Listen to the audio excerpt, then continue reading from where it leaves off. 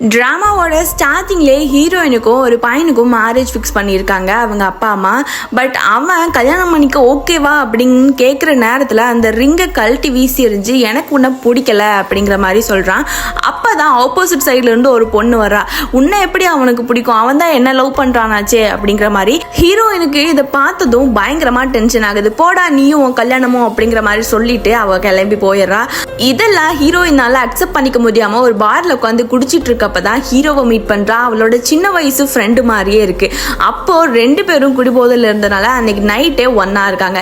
அடுத்த நாள் ஹீரோயின் எந்திரிக்கிறப்பதான் நேற்று நைட் நடந்ததெல்லாம் ஹீரோயினுக்கு ஞாபகம் வருது. இதனால இவங்கிட்ட சொல்லாம கொல்லாம ஓடிடணும் அப்படி சொல்லி நினைக்கிறப்ப கரெக்டா ஹீரோ வந்து ஹீரோயினை பாத்துறா. ஹீரோயின் இதெல்லாம் காசு கொடுத்து ஈடு கட்டிடலாம் அப்படி சொல்லி நினைக்கிறப்ப எனக்கு காசெல்லாம் வேணாம் நீ தான் வேணும் அப்படிங்கிற மாதிரி சொல்றான்.